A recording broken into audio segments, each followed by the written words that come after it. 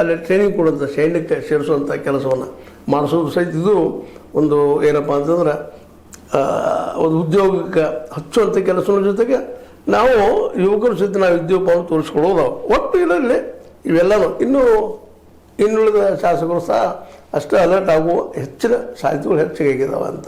ಯಾಕಂದ್ರೆ ನಾವು ಜನರ ಸಮೀಪ ಹೋದಾಗ ನಾವು ನಾಳೆ ಮತಗಳಾಗಿ ಪರಿವರ್ತನೆ ಆಗೋ ಸಾಧ್ಯತೆಗಳಿದ್ದಾವೆ. ಇಲ್ಲಪ್ಪ ಅಂದ್ರೆ ಜನ ನಮ್ಮನ್ನು ತೋರಿಸ್ತಾರೆ. ಜೊತೆಗೆ ಹೊಸ ಹೊಸ ನಾಯಕರು ಬರ್ತಾ ಇದ್ದಾರೆ. ಹೊಸ ಹೊಸ ನಾಯಕರಿಂದಾಗಿ ಅಥವಾ ಕಾಂಪಿಟೇಷನ್ ಹೆಚ್ಚಾಗೋದ್ರಿಂದಾಗಿ ಸಹಜವಾಗಿ ನಮ್ಮ ನಾಳೆ ಅಸ್ತಿತ್ವ ಉಳಿಲಿಕ್ಕಿಲ್ಲ ಅನ್ನೋಂಥ ಕಾರಣಕ್ಕಾಗಿ ಎಲ್ಲರೂ ತಮ್ಮ ಕೆಲಸ ಮಾಡೋದ್ರಿಂದಾಗಿ ಒಂದು ರೀತಿಯಲ್ಲಿ DCC ಬ್ಯಾಂಕಿನ ಚುನಾವಣೆ ಆಗಿಬಿಟ್ಟಿದ್ದಪ್ಪ ಅಂತಂದ್ರೆ ಎಲ್ಲರನ್ನೂ ಇವತ್ತು ಎಚ್ಚರಗೊಳಿಸಿದ ಈ ಎಲ್ಲ ನಾಯಕರನ್ನ.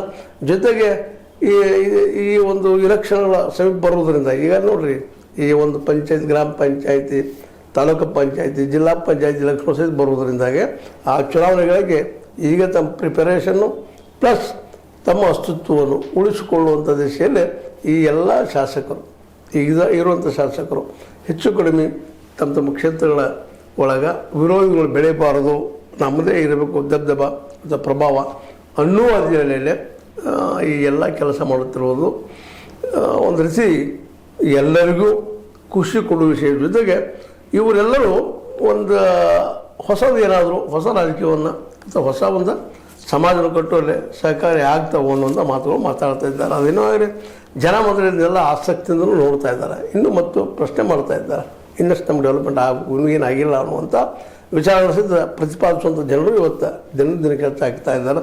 ಮತ್ತು ಯುವಕರಲ್ಲಿ ನಿರುದ್ಯೋಗ ಹೆಚ್ಚಾಗಿದ್ದರಿಂದಾಗಿ ನಿರುದ್ಯೋಗವನ್ನು ಹೋಗಲಾಡಿಸೋ ದಿಶೆಯಲ್ಲಿ ಏನೋ ನಾಯಕರು ನಮಗಾಗಿ ಏನಾದರೂ ಮಾಡಲಿ ಅನ್ನೋ ಅಪೇಕ್ಷೆನೂ ಜನರಲ್ಲಿ ಮೂಡ್ತಾ ಇದೆ.